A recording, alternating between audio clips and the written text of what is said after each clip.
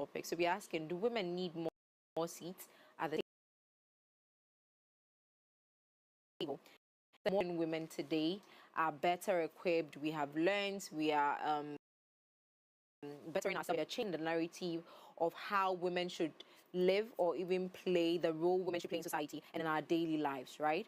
But again, some people in society are adapting to these new narratives and they are accepting it as their new norms.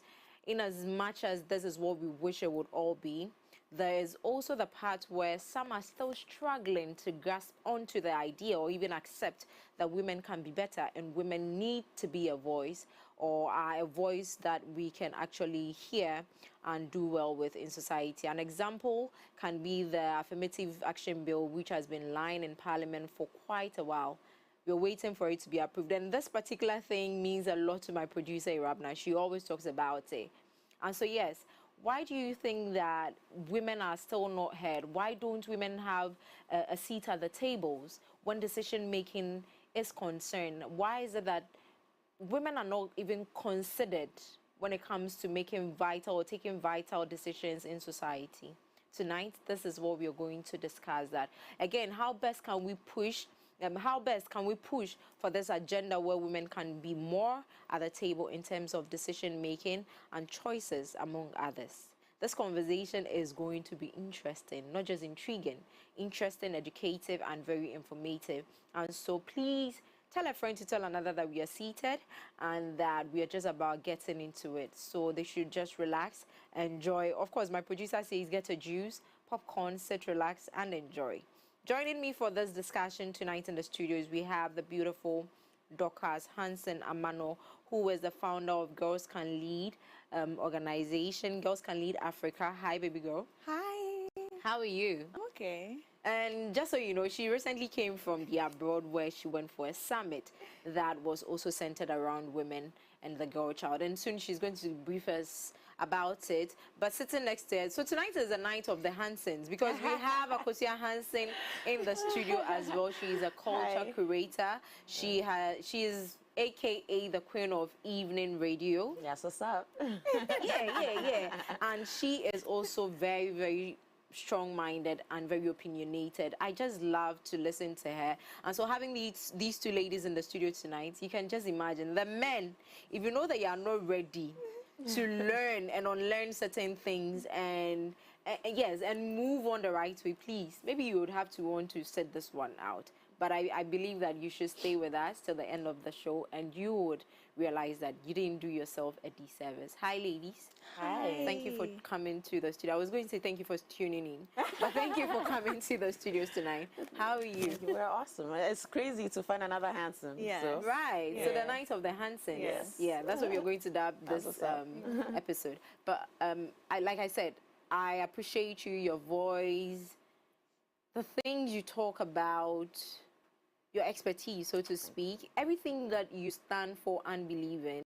I appreciate it, and I learn a lot from you. So meeting you in person today is an honor. I know that even here tonight, I would have learned a whole lot more. And you, my baby girl, this girl is always challenging me to go back to my books and read. Because you can't have a conversation with Hannah and not feel like, why am I not reading properly? Why am I not watching more documentaries? Why am I not even educating myself or feeding my brain more? So it's good to have you back here. Thank you. Great.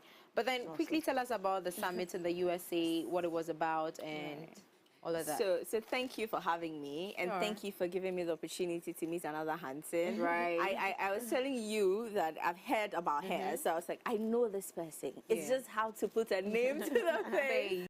And so it's really an honor to be able to see you in person. Yeah. So I attended a fellowship. It's a U.S. State Department funded fellowship program called the Community Engagement Exchange Program. So what it does is that it brings together young people in communities across the world who are doing sort of phenomenal work in their communities to create change.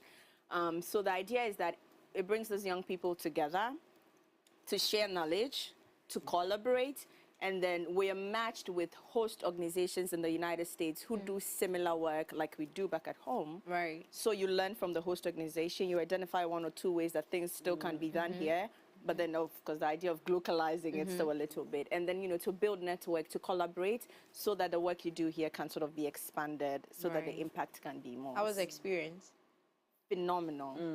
That's the word. Well, so it sums it up. Yeah. I think Okay. So it's good to have you here. So, ladies, gentlemen, you can agree. What other person could we have had to speak to this, as well as Akosua Hanson here? So, ladies, I believe that this fight for equity, equality, and trying to stand for ourselves or speak for the females or the women sector, right? I say that because what else can we call ourselves? The fight for this has been going on for years.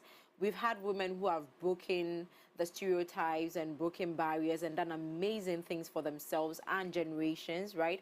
That till date we are still also carrying on, and then we are doing more about it.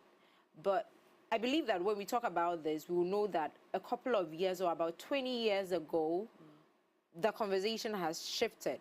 Now it is better. We are making headway with this conversation.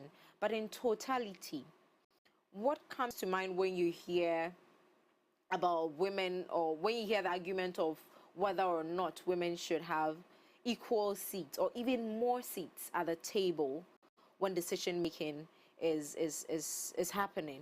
Akosua, let me start off with you. For me, it shouldn't even be a question. It's like asking, do you think we need to breathe air? Do you debate that? No, right? When it's important, representation is important because we are obviously in a society made up of women, men, and people who identify in other ways. For instance, let me give you an illustrative example. We are in a forest. And in the forest, there are lions, there are tigers, there's elephants, there's an ant, there's, all of that. All of these animals are there. And they're now planning, okay, now we are in this forest. How are we going to make this place a safe place for all of us? All of us will have our own bit of the forest. I'll have the river, I'll have this, so that everyone can live a good quality of life in this forest till we die. And then our children will now come and take over, right? And then all of a sudden, we decide that, okay, so at the table, we are going to just have the ants who sits at the table and decide how the elephants and the tigers and the giraffes will all live. Doesn't make sense to you. No, it doesn't. No. So how would we even question why women should even be at the table? And the fact is, that actually has not been Ghana's history. Whereas maybe if you go to Britain, where the suffrage movement, the women had to fight to be able to get a vote. Ghana, from when Kwame Nkrumah and all the other founding mothers and founding fathers helped us win our independence. From independence, from the get-go, women have always been included. Kwame Nkrumah made it a mandate for women's inclusion in parliament. So we didn't even have that history of we had to fight. We were already that equality. What you see now has been a devolution of that. So it's like, yeah, we are devolving, and that shouldn't be. People, you grow. You don't... With time. Exactly. Okay. Okay, so, Dolly, do you believe that, with everything she said, right, do you believe that we have the equality is like we are on par with the men? Do we have equal rights or equal seats with the men when it comes to certain things in our society? I think that the topic in itself sort of says no to that. So that will be a straight up no. And I think that to sort of, carry on from what she said, the fact that we're seated here today, after all the work that has been done, like she said, by the women and the men who have come before us, and to still even have this conversation, it's very troubling for me. That means that they did nothing. Because you're literally just like going back and making all the years and the work that you've done into nothing. Because then it means that, you people are saying that women were parts. What did they do? And I think that a part of that, like we were talking earlier on that, a part of that is because I personally think that our history sort of in a way erases the role that women even played, like during the time of independence. How many times, when you hear about the big sis, the founding fathers, do you ever hear about founding mothers? No. Do you ever hear about roles that women played if they were not like founding? And so I think that that's the reason we're still having this conversation.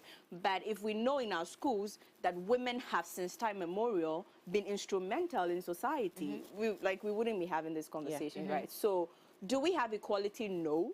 Do we even have equity? Absolutely no. So that would be a big no, yeah. Okay. I like the fact that you just outright said your no's and then you moved on from that. So again, just like you mentioned, right, from school, we are taught about the men, the roles the men have played to bring us this far, from independence right down to this. Clearly, there were women in power, the likes of Yasan, which of course, I don't know if I should give a big ups to the Ashanti Kingdom. They have done so well to make sure that her name has always been in history till date. Like, you can't talk about all of anything good without bringing her name up. So I think that big shout outs to the Ashantis. I believe that in other regions there were other women who equally did amazing things to make sure that the fight from independence till now was there. Is it us as a people that have not done well to make sure that we are also lauding the names of such people? Or is it that history didn't favor us, or the writers of history, right? They just decided to delete these ones just to keep up with the ones that they realize that, okay, it is inevitable. We can't take out this particular name or that name. Is it, did our historians do us a disservice, or is it that we are just not reading more to know about the other founding mothers as well? I will start off by saying that, like, I grew up in a Krobo community in the Eastern region, and I would say that it was very patriarchal, right? So, like, I'd see from the age of 10 things happen in my community, and I'll just go to my dad and be like, but this is wrong, and he'll say, yes, so do something about it, you know? And so I've always known that I'd seen inequality in my society, but I didn't have language as a young girl to say that this is oppression or this is patriarchy. I didn't have the language. But you just knew it was I wrong. just knew. Like, in terms of history, you know, Akosua, the first time I heard the word feminism was in high school. And I think there was a debate about something in the class, and my teacher was like, the way you are going, you will get married, though. Wow. Right. It was so long ago, and at the time, I never bothered to go back to find out what the word was. I was just a young girl who maybe didn't want to be walked on like a rag. Maybe I didn't know the exact conversation, but there was something around the corner. You were just able to stand for yourself. Exactly. I think that our societies are structured in a very patriarchal way. Patriarchy is about power. So power determines what you know and what you don't know. Like what information I want to give you, what I don't want to give you. Facts. And so because like we live in a very patriarchal society and it's about power, where there is power, there is oppression. So the person with the power will determine, you know, how you even react to their oppression again. Like, we're seeing that in real time now. And so we haven't necessarily challenged systems, not just because of gender inequalities, but because of how our society also is just structured naturally. So young people don't really speak up to ask questions and say, you know, but, you know, mom, why does mom have to give the money to dad to say that he's the one paying the school fees? You know, if mom is paying the school fees, she can equally give the money to me. It does not change anything at home. But mom has to give the money to dad so that dad will pay the fees for the kids to know that, oh, daddy is paying the fees, you know. So power is ascribed to being male. And so our society cannot imagine a world where, you know, it's different or it's at par. And so I think that history has been written predominantly by powerful people. And if those powerful people are people who want to oppress other people, then of course, there are informations, and knowledge is power. So if you don't know, so they withheld certain information. They'll withhold the information. So I think, I'm not saying it was intentional, but I'm saying that it could be intentional. Okay. You know, you just said it. You just said it. But Akosua, let's bring this down to our homes, right? Is our orientation, our culture, does it not say that the man is the head? And so you have homes where fathers would have meetings about the family with just the boy child and leave the mother and the girl child in the kitchen. Is that not what we have grown from the homes to the schools to society, now to our offices, to government? Is that not where it started from? Yes, it's society, because human beings are socialized when a child is born, they are socialized by their parents and then the wider society around their parents, you know. And here we are we are an extended culture. Even if it's not your extended family, your neighbors, they're all watching for their children, you know, omuko school, like all of those things. And it's what she said, it's patriarchy, and patriarchy reigns on all of us. So at home, if it's a patriarchal setting, that is exactly what you described, where the men would say this and the women will say this. But then at the core, there are certain families, like in my house, you know, my dad and my mom didn't raise me and my brother for my brother to think he is. No, if anything, I was given so much, you know, preference, so much love, so much. I mean, my brother was loved and given preference, but it was like, Nana, if Nana doesn't want, she doesn't need to do it, right? Nana doesn't want to cook. Leave her to read. She wants, and the crazy thing was, my mom's dad also did the same to her. Whenever they kept calling her, Lou, go and cook, right? And they said, leave her. My daughter wants to read. And that's the same thing she did to me. So I will be here sleeping in my room. My mom will come and say, or my brother will come and say, the food is ready.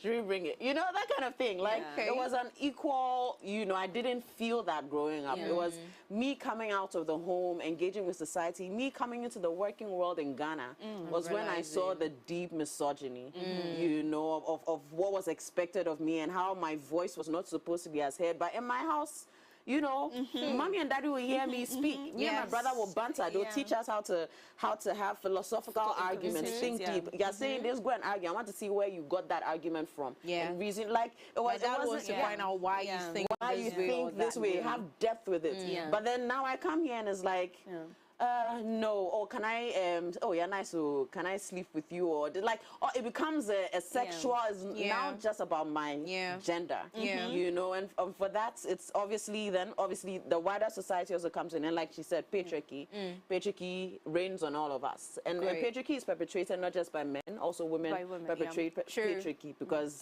we are conditioned. Oh, also, I don't like to blame women more, but it reigns on all of us, right?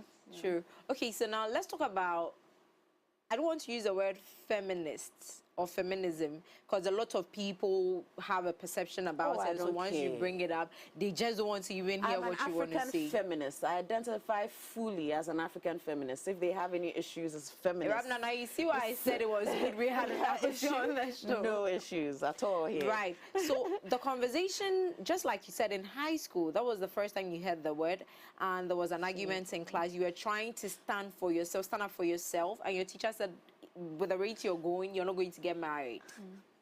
In our society, in our world, in our offices, in our homes, not at MX24 though, but everywhere you go, if a woman tries to argue a point and wants to be heard, she is automatically termed disrespectful, rude, arrogant, and then there's this misconception, or this misconception that they have tried to make sound like the truth, that if a woman is in power, she changes for the worst.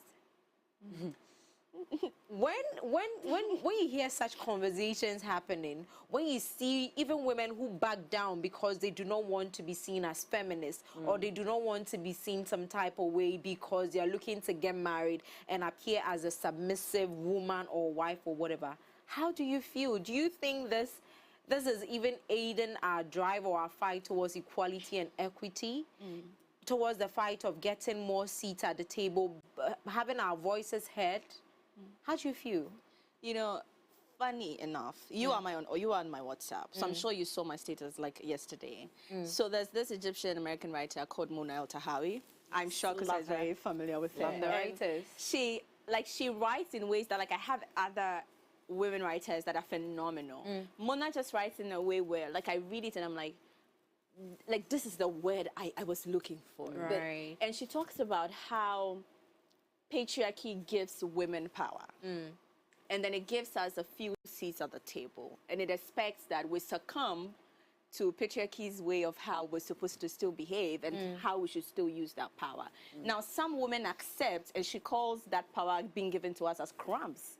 And then she says that some women accept those That's crumbs, actually a word. that some women accept the crumb and then use that power to police other women, because patriarchy promises that, you know, we'll protect you. Because, I mean, in our society, you know, already men sort of, you know, give protection, like how it's being purported. And so with the promises of giving protection and things like that, so women accept that power.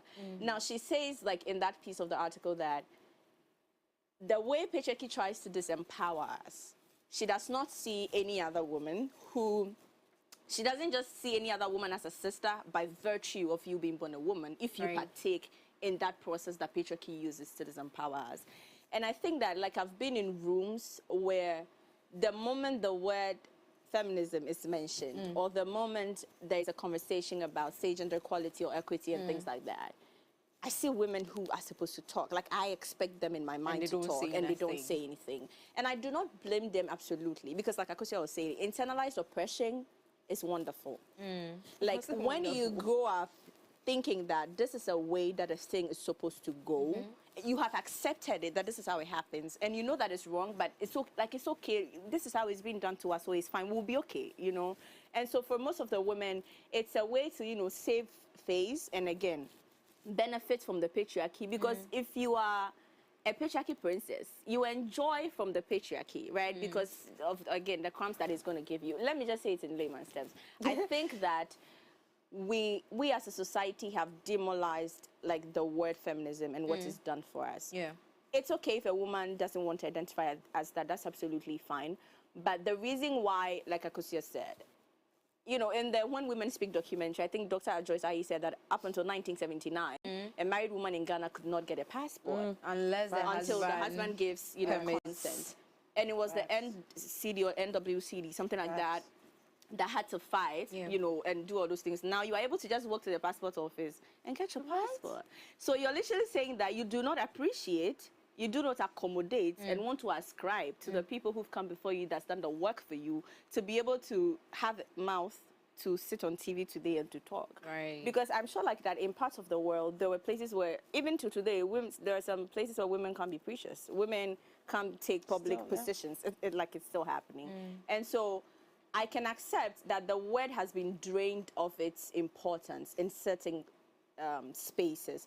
But I think that we're also doing ourselves, like, a disservice if we don't take the action to learn and to read and to know. Up until level 400, I never, or 300, I had been seen in a poem on the Peace Corps YouTube where I was talking about gender equality, but I didn't know of the word. Like, I just didn't know the word. I didn't bother to check up until recent. And I think that with what the word ascribes, with the things I have seen in my environment and across the world, especially now with my you know, interaction with other young people, not just across Africa but the continent. Yeah. Like, it's a powerful word. Like, it's a word that has saved us from centuries of oppression, and it's still saving us from centuries. Like, it's gonna still save us. And so I don't see anything wrong with the word.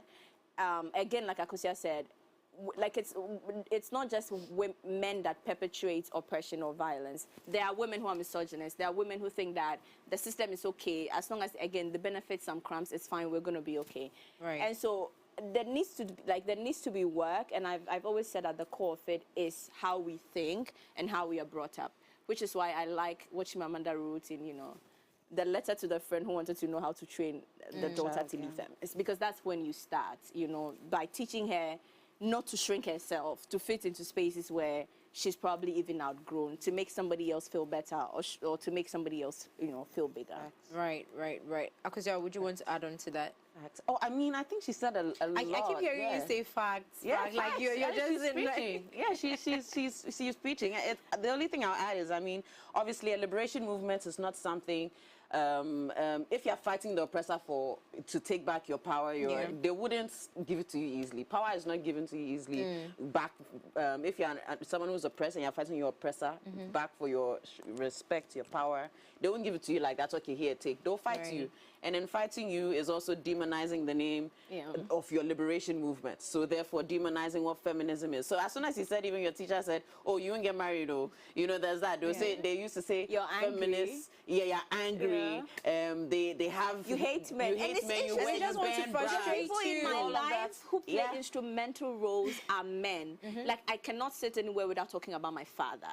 you know, and the role he's played in making me have who this you confidence are, that I have confidence, today. exactly. And we see a lot of men in our society doing phenomenal work with women. I feel really terrible for people who didn't grow up in homes to have men, you know, not terrible, but to say that there are men who want to see you grow and support you and be there for you, and know that our society still struggles with inequalities, and they are themselves actively present to ensure that, like, we make the progress that we want to make.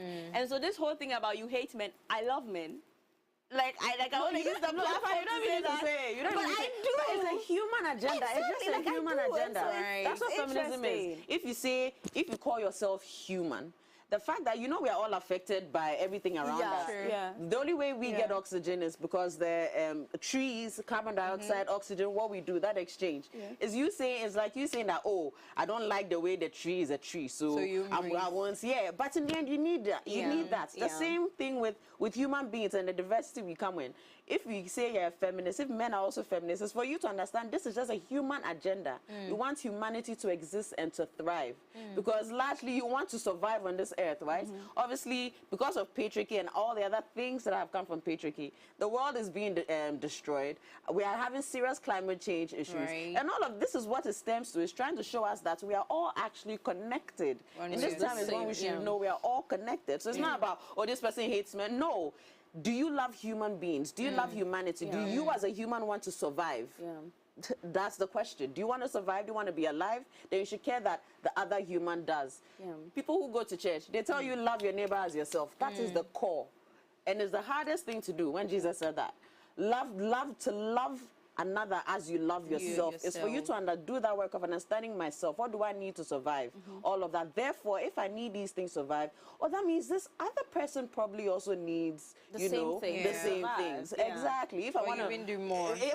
Or more. So if I care about that, then I also, if I'm at the table, I also need to think, oh, then this woman also probably needs to be at this table to express what she needs to survive, or what women in their constituency need to survive. You know, so. Like, and if I love you, why would I want to oppress you? Exactly. Okay. So these ladies are not backing down, and this conversation is just about to get even more better. We're going to go for a very quick break. When we are back, the show continues. Stay with us.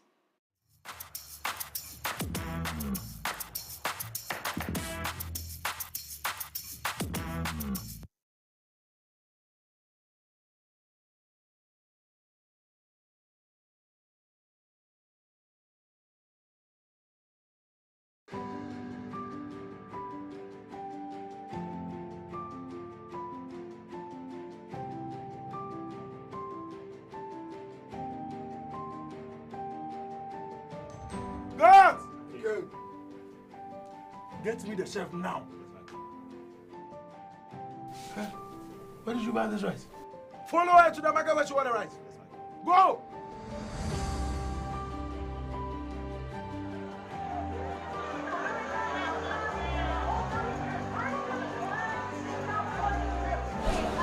Welcome. Hey, madam, When it comes to rice, I only sell Kwabena rice. yeah, to be our shopping in. Kwabena rice, Miss Wobi.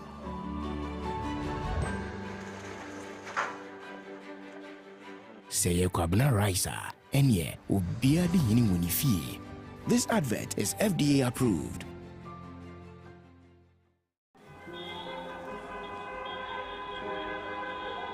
My name is John, and this is my long-time crush. My cookie dipped in strawberry yogurt. On this scorching hot afternoon on our way back from a long job hunt, we met this good Samaritan who offered us a ride. 6 weeks later, Big night, you shall a special wedding reception for her bride and groom. And there she is, my cookie, dipped in someone else's yogurt. Don't be like John, who holds the mullah, calls the shot, play game pack games, the easiest lottery to play and win. Pick 4 numbers from 0 to 9 up to 3 times daily to become one of our daily lucky winners. Dial *946# to play now. Or you can also play online at www.gamepackgames.com. Game Park is regulated by the National Lottery Authority. In life, choice is good, but choice plus safety is way better. Your safety and comfort is paramount. Under the cylinder recirculation model, you can buy LPG in a safe environment. All cylinders are inspected and maintained to the best safety standards, so your safety is assured. Just take your empty cylinder to the nearest exchange point and swap it for a filled cylinder. Different cylinder sizes will be available to meet your pocket size. Imagine cooking in a smoke-free environment. This will improve the health and well-being of you and your family. Choose LPG in a safer model of distribution. Cylinder recirculation model. Securing your safety. Creating more jobs. A message from the National Petroleum Authority under the patronage of the Ministry of Energy.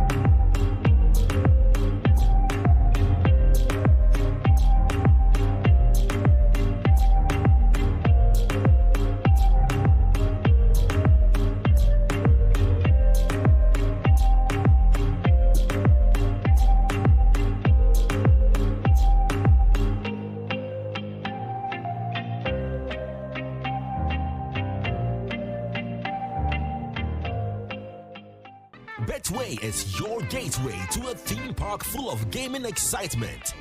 A whirlpool of wonder where your favorite games come to life. Where you can take to the skies with max payouts that reach into the millions. All in the palm of your hand. Visit betway.com.gh. Terms and conditions apply. Betway is regulated by the Gaming Commission of Ghana. No under 18. Bet responsibly. Betway. Bet your way. The other day, as I was in my kitchen preparing my special jollof made with lily rice for my family, I heard a knock at the door. It was my mechanic. Instead of calling me to pick my car, he bought it himself. I said, "Cho," he said, "F-O." I said, "Take the car back. I will come and pick it myself." As I turned off the fire from under the lily jollof, there was another knock at the door. It was my neighbor. I said, neighbor. He said, "F-O, my dog has jammed your wall again, oh." I said, "Don't be silly. You don't have a dog." My wife and kids came home and we saw that he enjoyed.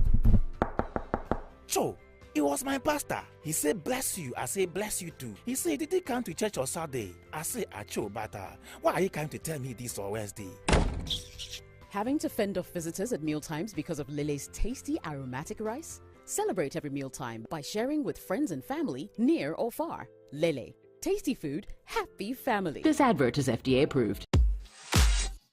I see myself and all I see is growth. Malaika has really transformed me. Thanks to Malaika for giving me this platform. I knew who they were before the pageant and what they've become, and I'm like, wow. Join us for another captivating season of Miss Malaika Ghana, where we get to celebrate the power of transformation and personal growth. From the intense challenges to the glitz and glamour of the stage, we will get to witness these ladies transform into confident and empowered individuals. But it's not just about the journey. The stakes are high and there are lots of prizes up for grabs. One lucky lady will bear the title of Miss Malaika Ghana 2023, drive away the car, and have a dream vacation of her life with her runner-ups.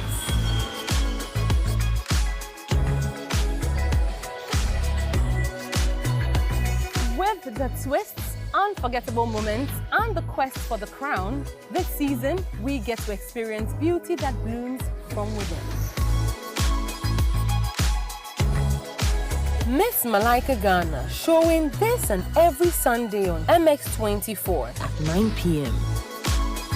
Miss Malaika Ghana, beautiful inside out.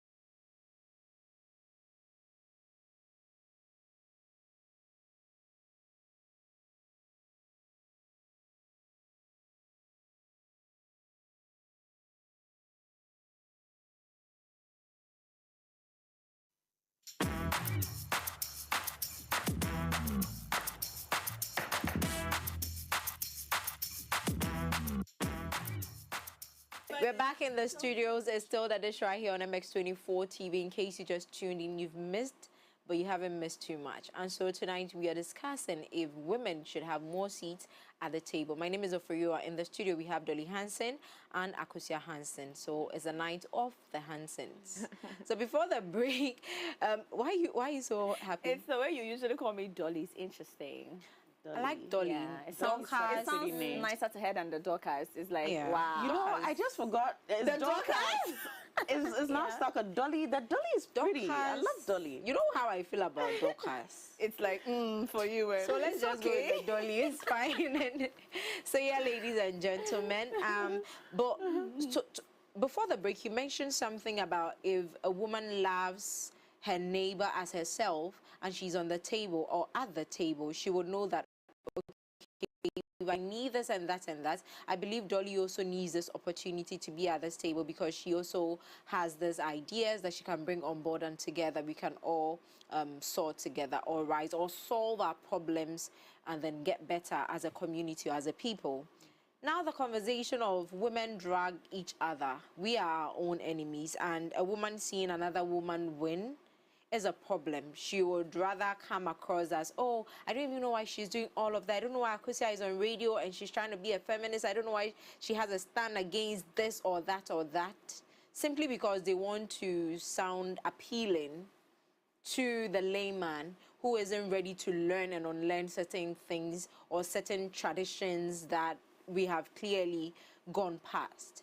How do you feel when conversations or you hear people say that, oh, women are our own enemies, or let's give them the opportunity, they'll fight in a few months and then we can go back and take our position? How do you feel? Because this happens a lot. I don't know, maybe it doesn't happen to you, but I hear scenarios where women are vying for a certain position with men, and then the men are like, oh, give it to them. They think they can work together. They are women, we know them. They'll hate on each other soon, and then when they fight, we just take them off and then we resume our positions. I think it's complete BS. You know, women are their own enemies is a patriarchal misconception that has been pushed, and people are trying to make even women believe this of themselves. It's like, and let me give you an example. It's like when slavery and colonialism started, the agenda that was done across all board, from philosophers to the slave owners, was to make sure the black people believe that they are inherently inferior. Right. They would even bring the Bible to stress out on your inferiority, tell you that you are from the line of, is it Cain or whatever, so therefore cursed. And that is what power does. That's what oppressors do. Because to oppress a person, it's not necessarily in the physicality, not always. You start here. With the mind. And for me, when I hear women are their own enemies, it's nonsense, you know, because I could say the same thing about men. Men are the biggest owners, big enemies, because you see, for instance, we see what's happening across Africa, you know, where we have one man who sits in power, then kill other men who would now come and sit in power, then to do coup d'etats. If in fact, if there's anything that has anyone who are enemies of each other, men are their own enemies, because we see what men do. In fact, we've seen what we've done to the world, destroying the world by all of this. So for when I hear that, it's BS. And also the problem with that statement is they also take away the full humanity of human beings, of women to be who they are. When we say we put women at the table, when we have men at the table, men are allowed to be presidents, parliamentary, whatever, all of that, and men are allowed to be corrupt. Men are allowed to be dictators. But a woman cannot. But when a woman is a dictator, we told you women, the way men can be good and bad, that's the same way women can be good and bad. We are all humans, aren't we? We are humans. We express ourselves differently. So what you should be trying to say is, okay, if we are trying to put people at this political table, we want people, not woman, man, we want people with integrity, people who are well, you know, experienced, knowledgeable, all of that. It's not about, oh, this is because it's women, they're going to be their own enemies. You know, so for me, that thought is patriarchal. I would like to, any woman listening to me in the diversity you come in, do not imbibe that, because it's intentional to make you think that of yourself, and then set women against each other. Because typically a lot of my workplaces, it's not just women who fight me, men also fight me. Men also fight me for positions. Right. Men fight me by trying to reduce me, by trying to sleep with me when this is a workplace. That for me is major, you know, that's my enemy right there. Yeah. You know, it's not a woman who's going to come to me to say, I want to sleep with you before I give the job. It's the men who do that. And that's my enemy right there. Because he's trying to erase everything I am to bring it to my body. So, you know, so. Not to cut you, but with that, you see how you know what you stand for, you know what you carry, and so you're not going to sleep with anybody to get a position. There's another woman who would gladly drop her pants just to get that position. Do we as women understand that we have to think alike? We have to stand for each other? Or is that where solidarity should come in? I'll say that I don't judge women who would sleep with, like, I don't judge people who use that to rise, because the thing is, we are in a system that is very skewed. Right now, I need to tell you, we are living in chaos. Sure. Right? We are living in chaos. And however certain women will find their way to survive in this chaos, they will. I won't judge them. It's not something I will do. This isn't about judging. Do it, I know, but I'm saying, but if they do it to become better, and maybe they even sleep with my boss and get my job from me, I'll be pissed, like, but whatever. But I see them as, this is someone trying to survive in this world that will punish her. Hey, you're punished? No, honestly, we know the type of woman we are. The way I've been punished for being the woman I am, it's not easy, you know. There are people who could love you but will not love you the way they can because you're full human. Right. There are people like, it's not easy to stand in your truth. So if someone cannot be that way and cannot show solidarity the way I'll show solidarity, okay, so everyone else, I'll just go with who, you know, but yeah, also do you know. So I ask this because I personally say that there are things I can't do as a woman, but I see ladies or other women who do it and I applaud them because I can't do it. It doesn't mean that what you're doing is wrong. But I say this because is that not what gives the men the power or the courage to say that, oh, it's not that. What's the problem is, it's not what the women are doing. The problem is the system. The system is what needs to be overthrown. What is happening is them trying to survive in a skewed system. So if you want to solve the problem is not women perpetuating patriarchy. It's patriarchy. Patriarchy needs to be toppled. Patriarchy needs to be burnt. Okay. Then when that's burnt, you wouldn't have skewed situations. It's like, look at Africa, look at Ghana, with what's happened with slavery and colonialism, see the economy of Ghana today. So people are going to do whatever they can to survive. So people will do fraud, people will do sakawa, people will apply to schools and go abroad and try and find money. People are just trying to find various ways to survive. The basic thing is to survive. So if you want to solve the problem, it's not that, oh, this person is doing fraud, this person is doing sakawa, so let's imprison, if you want to do that, really solve the real issue, the root of so the that problems. those problems would not have to exist in the first place. Okay, want to add up to that, or we should move on? No. You don't want to add up to that? You don't want to add up? I think she ate it. Oh, okay. Like Banquet Okra stew. Tonight is like today, you guys, you want Banquet Okra stew. You all want. You put it in my head. I put it in your head, eh? Yep. Okay, great. So now let's talk about women representation, the right representation. I could mention, off the top of my head, a few women that are doing amazing. You mentioned Honorable Joyce Ayi. I love that woman so much. I listen and I watch her and I'm like, wow. There's Nana Kunidu Ajimai Rawlings. There are a lot of women that have done amazing here in Ghana, outside of Ghana. in the African continent, women presidents, prime ministers, and all of that. Do you think that they are the right representation that we can or we could have improved upon till today, but probably because of, like you said, patriarchy or some issues here and there, we have not done our due diligence, and that is why we still come out today or in days like this to have conversations such as this, knowing fully well that these women have been at the table, they are still at the table, they are doing their own thing and making impact their own way.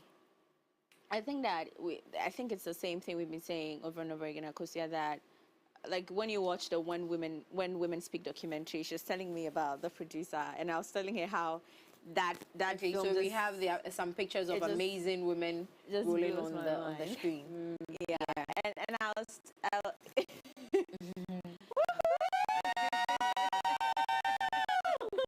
okay, so the writers are excited. Yeah, so I was telling Akosua that like that documentary made me understand that there are women who've come before us that crawled so we could run. You know, there are women who've done the work, both in literature and in the physicality in terms of being on the ground and doing the work. But there is that missing of intergenerational dialogue. And she was actually mentioning to me like really amazing platforms that are literally available for you to harness and be able to, you know, conversate or know, you know, what's happening, like, you know, come together and have conversations and things like that. So I think that when I hear people say women have become better, like women have always been brilliant, women have always been good, women have always been women have always been part of, you know, of development, of creation, of founding, you know, things like that. Our problem again, like we're saying, is how to make sure that we're passing on the torch, you know, so that you don't feel alone in the battle. I think that's what's happening, because there are days where, like you were mentioning, it gets daunting because there are things that you can clearly see up front that this is not right. This shouldn't be happening. And it feels so alone to be in that battle. So I really resonated with like a part of Chimamanda's writing one time when she said that she lives and dwells among men that can rightly see racism and point out and say that this is wrong, this shouldn't happen. But when it comes to like inequalities, like against women, they're like, oh, but say, you know, say way you know, you are strong, you can take it. And so, you know, there's that, especially for a young woman like me, who wants to have a voice, who wants her voice to matter at the table, who wants to be known for more than her body or what's in between her legs, if you want to say that sometimes, who wants to just, like, I want you to hear me talk, just make sense of what I say. If it doesn't apply to the project or the work, take me out of it. But it's not because, like Akosua is saying, it's not because, you know, one way I said, Michelle, but this why, no, so you come, you know, things like that. And so, yeah, there's that constant need to conversate with people like Akosua. You know, we're talking about Professor Techua Menu, you know, like other women that you watch, and they've been doing significant things, to constantly engage with them and to learn from them. So I think for me, I think there's a need, we need to do that. Like, we need to put an effort, like both as young women and as the women who've come before us, to create platforms where we, like, not just passing on the torch, but we're learning, you know, from each other. Yeah. Right. Now, conversations about passing on the torch, sorry, because it's been passed on, and those who are holding it now are doing amazing. But then we have the issue of the system that we live in now, that our very need or our mandate in life right now is just to survive a day, our family to survive. Like, it's basically that. It's either that or we are jackpine, we are leaving the country, we are relocating. I saw a tweet one time on Twitter that said that it's sad to see that the youth who are of age and should be thinking of settling down and raising their homes are rather fighting for student visas to go out of the country because they feel that is the only way they can survive. It's pathetic. I was actually in that circle one time, but right now, our mind day. So it's sad to know that these things are happening. How do we solve the issues of our system right now in order to pass on the torch? Because I asked myself, okay, so when you submitted, right, I asked myself, so if we are passing on the torch to this generation who are solely bent on just surviving and are not really bothered on reading, learning to better themselves, because they're even asking, can I even make it till tomorrow, till the end of the year? Who are we passing the torch down to? What are we passing the torch down to? I've been back for less than a month, and I think my face tells a lot of the stress already. Yeah, I was telling one of my friends that I sat on Voice of America, right? Yeah. Like in an interview, and I said that. So Roger asked me, "What do you tell other young people in Ghana specifically who think that it's not possible?" Because he's traveled around the world, like the world a lot. I mean, not to say that Western or European countries do not have their own individual struggles, but to say that it's always been like an avenue to go and get the greener pasture, right? And so he asked, what do you tell these other young people that, you know, it's okay, you can live here, you can make it here? And I told him on the show that I would be damned if I ever think that I couldn't live in Ghana and become the person that I want to be. But it doesn't take away the fact that if there's an opportunity for me to go explore the world, that I will take that. I will gladly take it. Because it's in that exploration you sometimes even find your better self or your ideal self. To come back. Maybe even an ideal partner if that's what you're looking for, you know. And so I don't think there's anything wrong with that. I think that the fundamental reason for that is what is problematic. That we live in a system where no matter how intelligent you are, no matter how smart or experienced you are, the system doesn't offer you the same amount of maybe wages for your experiences, or doesn't even give the opportunity in the first place for you to get paid for the work that, even the work, sometimes it be hard for you to go even discuss salary. Our system just doesn't reward the youth, the hard-working youth. I cannot count the number of friends I know who are phenomenal people, who will do so well, that don't live in this country anymore. And as much as it's sad, I love it for them, because I know that with where they are, they have every opportunity that they need to thrive, because the system constantly works in a way to provide you with the opportunity.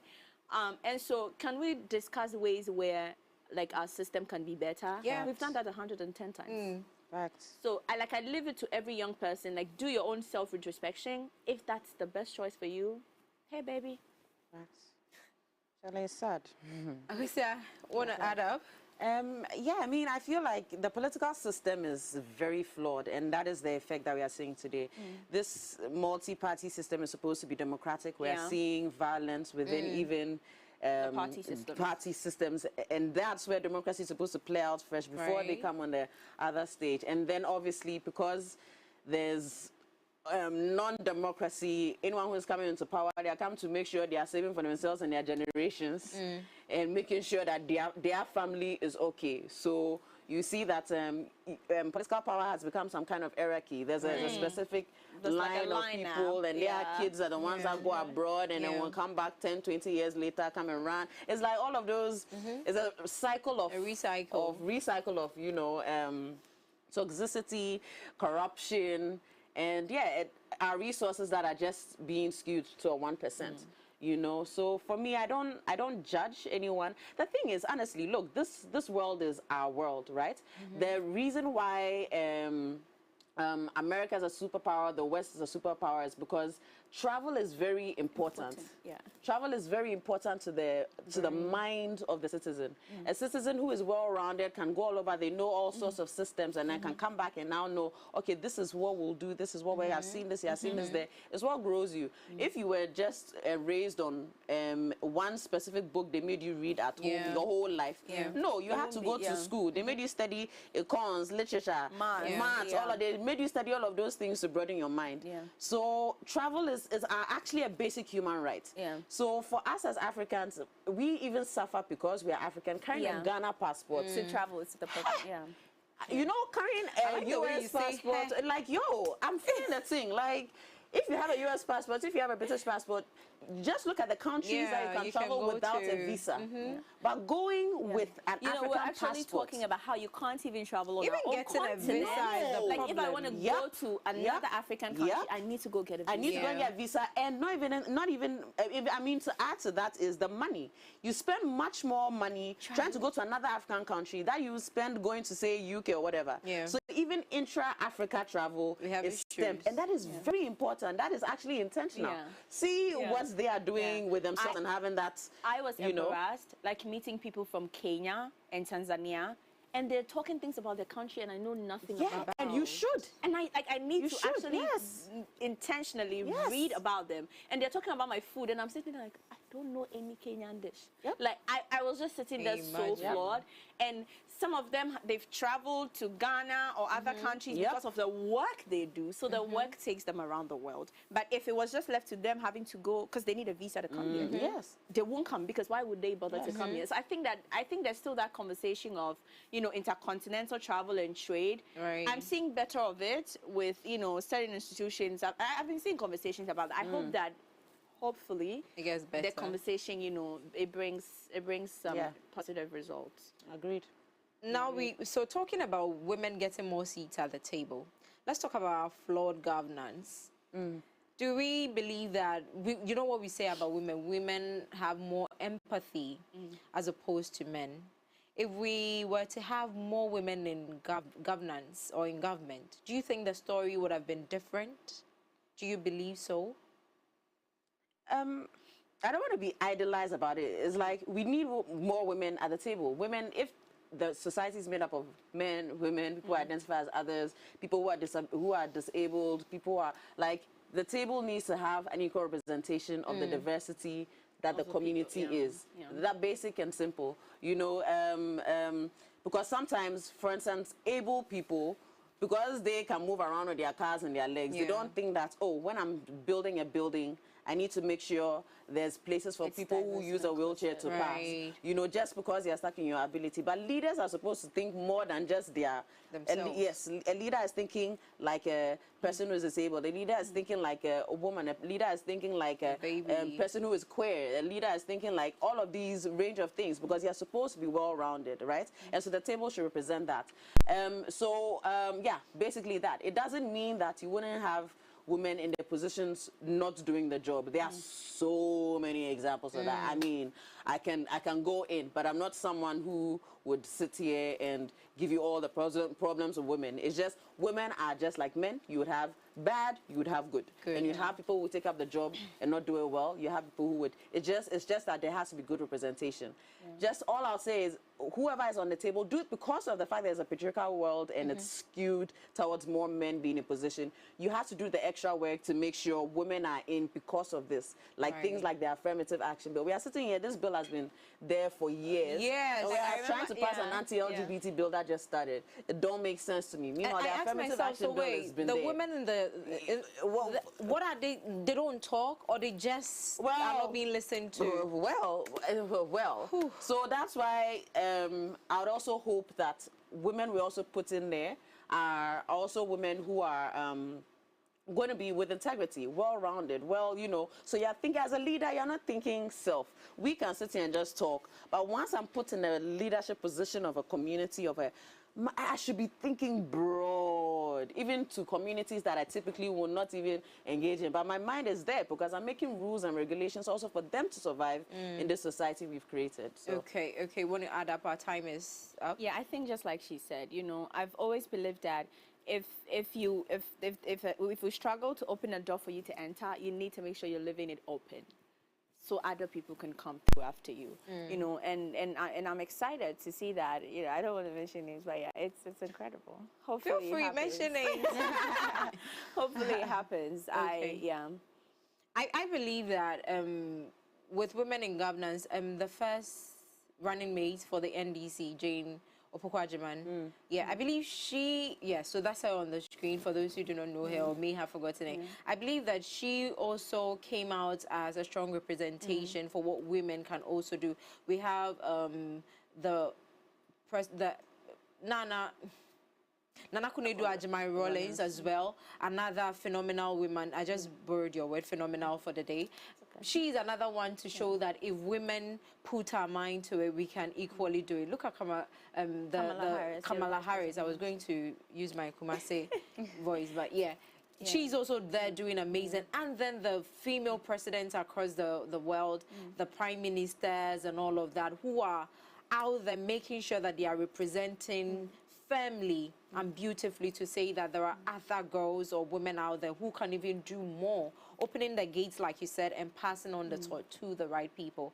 It's sad to know that our system isn't permitting us, and we cry for the generation to come, but hopefully our voices are heard, our arguments are being listened to with an open mind, and then we're able to pass down the torch to the right people to make sure that there's inclusion in women. If you ask me if women need more seats at the table, I would say that yes, yes, yes, because I've seen a few women do amazing things, and I can only imagine what more some women who are open and ready to lead out there can do, with what Dolly is doing with Girls Can Lead Africa, with what Akosua is also doing, with what other women, even women you know in your church, in your community, in your society. So definitely women need more seats at the table. Of course, we need that diverse representation and the perspective in decision-making processes, but by including more women, I know for a fact that we can ensure a fair and a very inclusive society that values and respects everyone's voices. Because you know what they say, educate a woman and you educate, is it a community? Educate a man, you educate a community. Educate a woman, you educate a nation. It's a nation, rather. Oh, so the man is a community, a woman is a nation. Why are you laughing? Nothing is just the way you put it. But we're looking for equality, equity, and next year, while we celebrate women, we're going to come up again. Are you people ready to listen? Let's just be open-minded about these discussions, because you know, even in your homes, the role a woman plays. So imagine if women are at the decision-making tables, they have the voices, they have the power, and they are being heard. Imagine what our world could be. My name is Ofreiwa. I was joined by the Hansons. It was a night with the Hansons, Akosua Hanson and Dolly Hanson, and it was an amazing conversation. I do hope that you can catch the repeat and learn more and unlearn certain things that we were made to pick up from infancy, so that we can all live in a healthy society and community. Thank you for tuning in. Have a great evening and stay safe.